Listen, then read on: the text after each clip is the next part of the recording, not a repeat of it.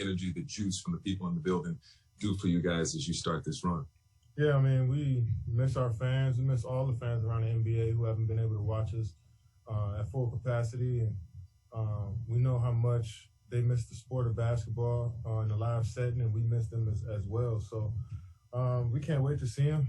We can't wait to provide a high level of basketball, both teams. And, we're going to do our best to show them what we're about.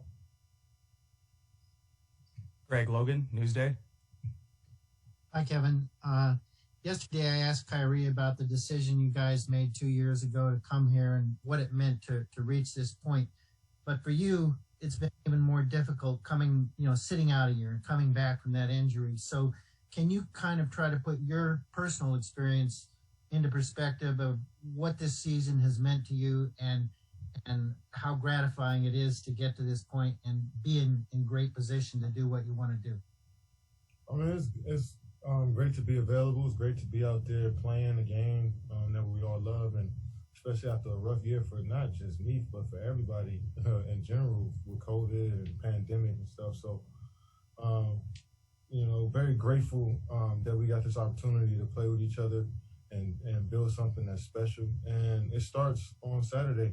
We haven't done anything yet, so it's not like we can reflect on all the stuff that we've been through, but it's more so like we're glad we got this far as a group, and we're glad we continue to tread in the right direction, and we'll see what happens after this. So, being able to play the game and do life with guys that I would call, brothers in this league is pretty fun. It's a cherry on top. Bruce Beck, NBC New York.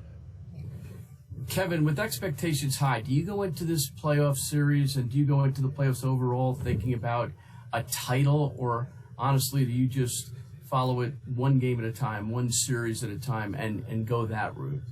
It's about one possession at a time. I think if you lock in on each possession and do your job, everybody has to do their job in order for you to play well out there and execute. So me as an individual, try to do my best at what coach and my teammates need me to do. And if we all had that mindset, then we'll be in good shape. Not try to think too far down the line because nothing is guaranteed. And just try to control the possession that's in front of us and see what happens. Alex Schiffer, The Athletic. Hey, Kevin, I got two for you. Just what's your general thoughts on Boston? I mean, Steve said it really well. You've played them 3 different times this year while having 3 different teams. So what stands out to you about them as they currently stand? They're a team that's been tested before in the playoffs, has had long runs. Multiple guys on their team have been a part of those runs, so the continuity plays a big factor into who they are. They play physical, and they move the basketball. So we got our work cut out for us. We respect this team. We know Jaylen Brown is injured as one of their key pieces, but they still rally behind each other and play extremely hard. So we know that in order for us to be the best that we can be, we have to be locked in each and every possession. And, I'm looking forward to going out there and compete. And then just without Jaylen, is there a guy outside of Tatum and Kemba you worry about maybe more than others, just given their role switching right now? Yeah, they do it as a group. But, Evan Fournier is a big scorer who can explode and get you a high number of points. Tristan Thompson can affect the game, scoring the basketball through offensive rebounds and dirty points. Peyton Pritchard is shooting high clip this year from deep, and he can get going fast. So then they got a lot of guys that fill in and create extra possessions for you. Marcus Smart is a wild card that can go off and score and just create plays defensively. So we got to be locked in from top to bottom. Malika Andrews, ESPN.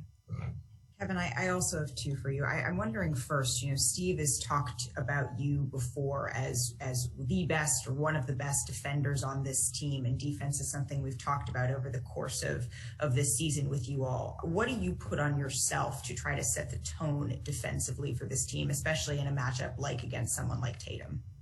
Well, just being in the right spots and competing, when it comes to a one-on-one situation, try to stay in between my man and the rim and try to get a good contest on shots, but also be there for my teammates when I'm not on the ball. And I think that's the most important thing is knowing I want my teammates to know that I'm there for them. I want them to trust me out there on this defensive side of the ball, and I think that's most of it for me. And but playing hard is a huge part of it, and being physical and knowing schemes, but just being trusted out there is the most important thing. That's what I'm thinking about when I go play.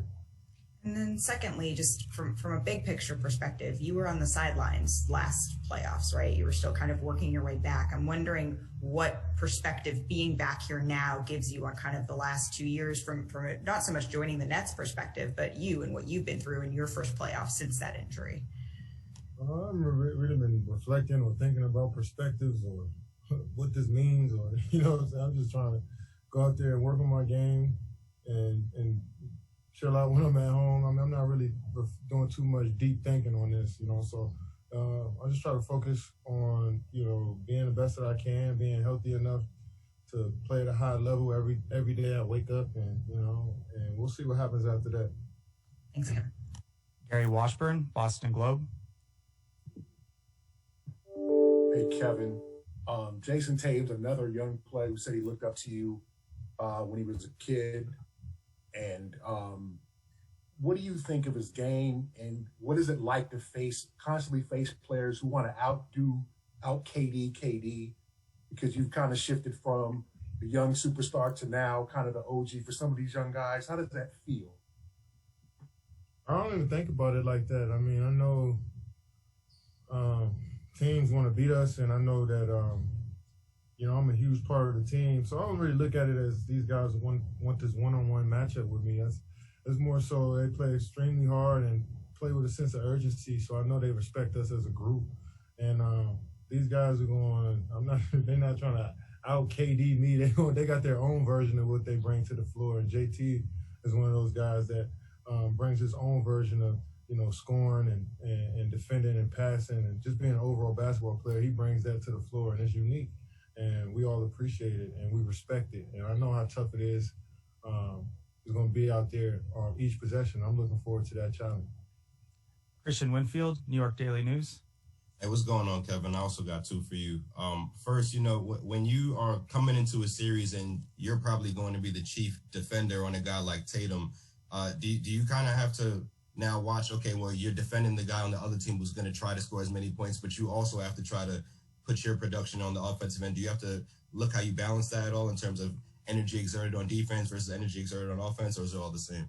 I mean, when you start overthinking like that, then you just take, I tend to, for me personally, if I start thinking too much about my responsibilities out there, I tend to lose focus a little bit, I guess. So it's more so just letting the game come, just fun. I've been a part of so many games in my career, so I kind of got an understanding of what how a game flows and the momentum and stuff. So, just coming in with a clear mind to just focus on a couple of things, which is playing extremely hard and taking the right shots, and everything else will fall into place after that. So I'm trying to do too much thinking. I know how special these players are we're playing against, and I know how tough it's going to be in the playoffs. So just trying to focus on being the best that I can be each possession on both ends.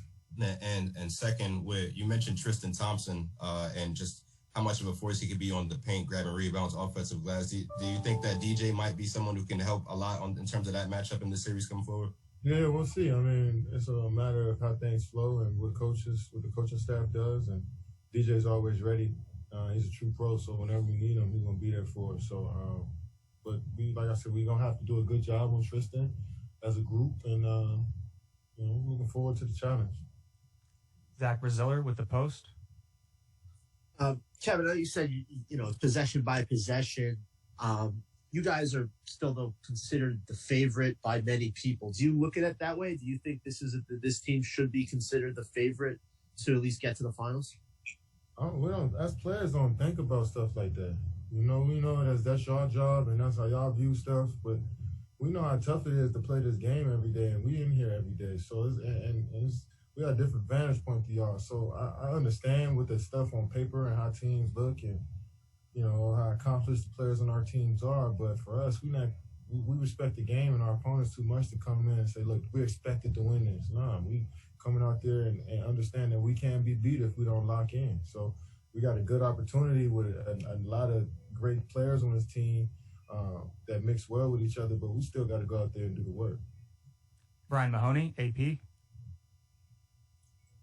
Hey, Kevin, I've heard, guys talk about how hard it is to make a trade during the season, and you don't get the practice time, the training camp and all that. But, when James got here, you guys kind of took off and stayed going well, even with all the guys going in and out of the lineup. How impressive is it that he kind of was able to figure that out without the benefit of having time together in an off season and, having a consistent lineup, it seemed like, for any stretch of time.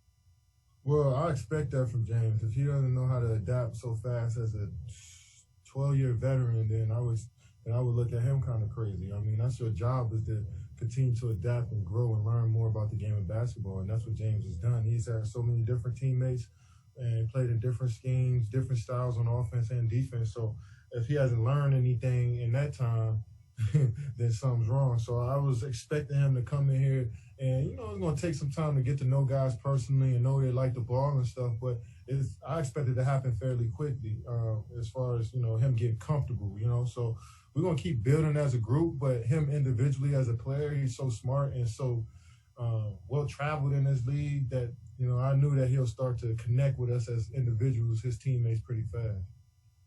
Last question will go back to Greg Logan. Kevin, the last dozen or so games, you've averaged just under 7 assists per game.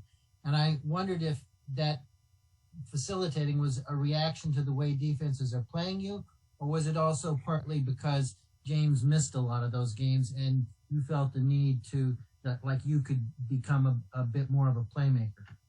I don't approach the games like that, man. I don't approach it and saying, like, James is out, let me go make up for his assists, or Kai's out, I got to score more. Like, no, I just let the game flow. And teams would, if I catch it in my scoring spot, I look to score first, But if a team's going to come over there and send 2 guys before I even make a move, then I'll gladly pass the ball. So I just try to keep the game as simple as possible and not overthink it and try to let it flow. So I spend so much time on the court that I should, be ready for any situation. So I try to approach it that way.